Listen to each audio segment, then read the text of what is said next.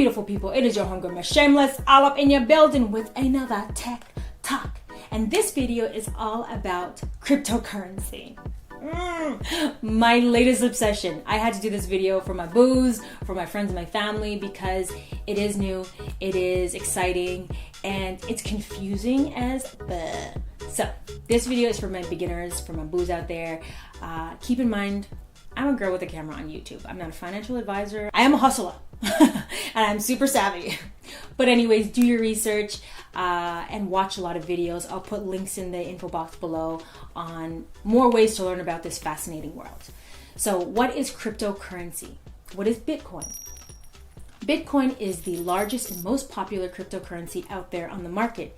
It is also the transfer of value using digital currency. The transfer of value is the key here. So you have to believe that this thing, this Bitcoin, this US dollar, this Canadian dollar has value. It is also the very first decentralized cryptocurrency out there. Man, lots of words we don't understand, okay? Now, decentralized meaning it takes the traditional model of central banking. In the US, the Federal Reserve is responsible for printing money. Now, Bitcoin was created by Satoshi Nakamoto, which is a pseudonym for someone who we don't know who this person is, which makes it even more elusive and weird and creepy and crypto. But I don't even know who invented the dollar. I could Google that and find that out. But whatever, the point is, this guy or girl created this system as a response to the financial crisis in 2007 and 2008. But if I was the owner of the Federal Reserve, I personally would print money for myself, my friends, and my family. I'm just saying, let's be real. So there are pros and cons with having power centralized. An extreme example of power that's misused is Zimbabwe. The reserve was printing lots and lots of dollar bills, son, and their currency lost its value. The medium of exchange was valueless. You couldn't use money to buy groceries. They printed $1 trillion banknote that had zero value. So currently Zimbabwe uses the USD. I believe they use the South African Rand. They use everything but their own dollar.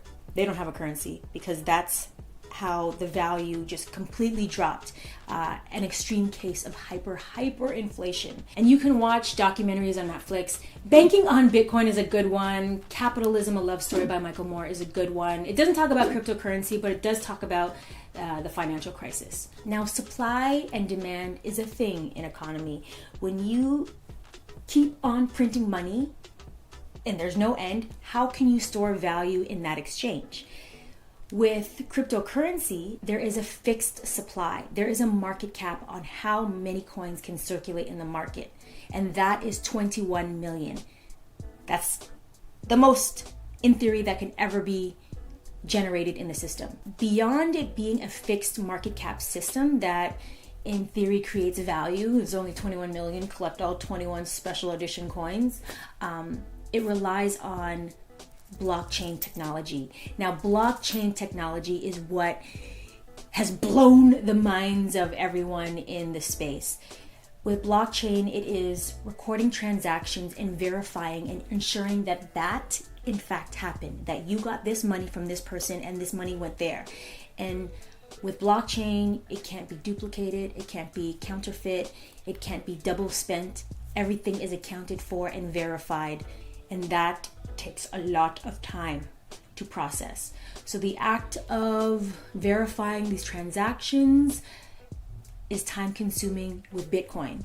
So they are now considering Bitcoin, instead of a currency that they hope to use in the system day to day, it's now considered a commodity like gold. Are you still with me? Bitcoin is the popular cryptocurrency, but there are other cryptocurrencies out there, and they are referred to as altcoins, alternative coins besides the Bitcoin.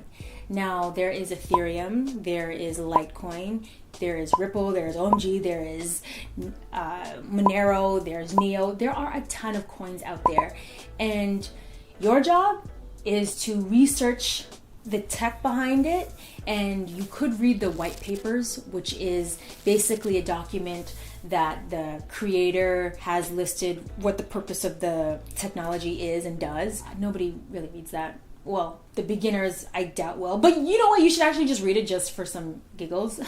Right now, we're in the very early stages of cryptocurrency. It isn't widely adopted yet. The idea is cryptocurrency will be the new currency. And we're going to shift from what we use today, USD, Canadian, Euro, pound, pesos. We're going to shift from that system to the crypto system. This system is referred to as fiat. Not the car, fiat, the money. And we're going to shift to the cryptocurrency system. Now, the only place I've seen accept cryptocurrency, actually there are a few. There's a Lamborghini store that accepts Bitcoin. Monero is another currency out there, and on the news, Mariah Carey, G-Eazy, and a few other musicians were saying that they would be accepting Monero. So I went to their site to try to purchase. But I'm trying to wrap my head around, okay, so if all these currencies are out there, which one is going to be the one that wins? And that's the biggest question. We don't know. The system that we use today is very long. For me to send money home to Toronto, not only does it take a couple days for the wire transfer to clear, because there's banks in between. There's the US bank, there's the Canadian bank, and then there's the actual banks.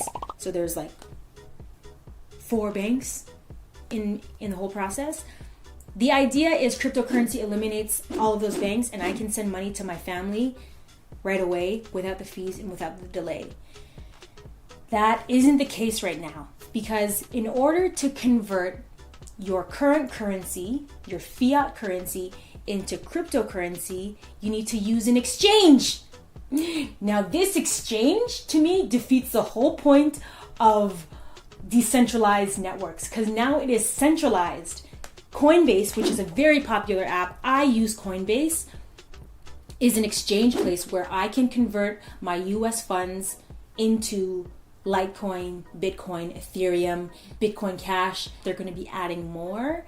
But that process took me a week to convert my US funds to crypto funds. Coinbase is the easiest place to exchange your fiat for crypto.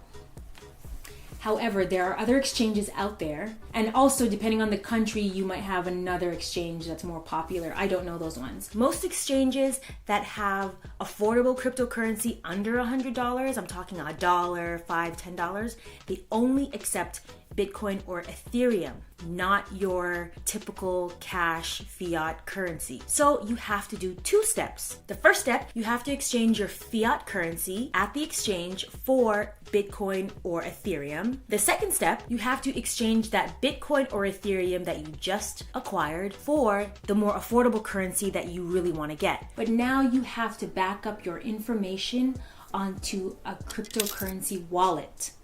Now, a wallet is not like a traditional hard wallet, although they do sell hardware wallets that you can store your information on, but it's software that stores your private keys.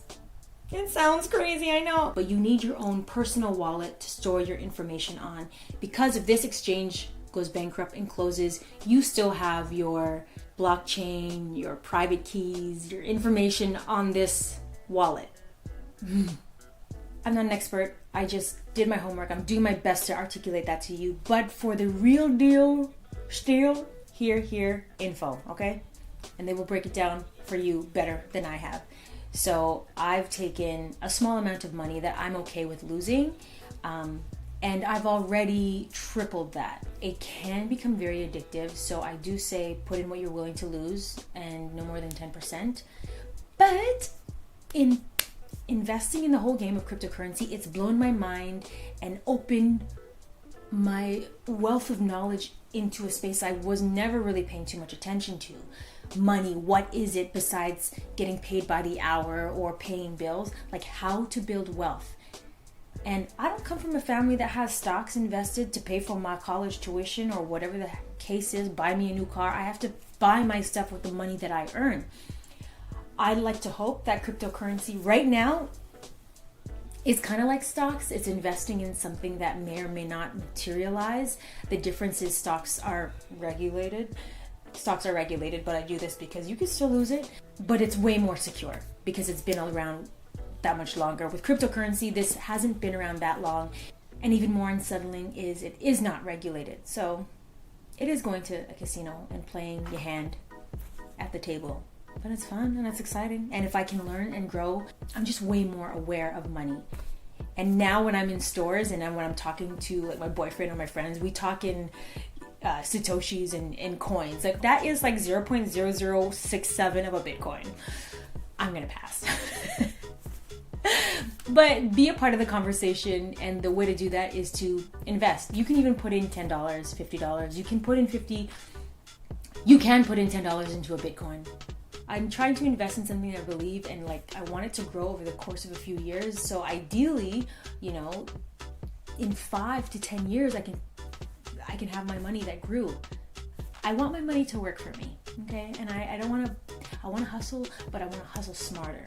And I feel like cryptocurrency is an opportunity to do that. Just saying. Those are my 2 satoshis. Take it or leave it. But let me know if you guys have questions, and I will address it probably on Twitter.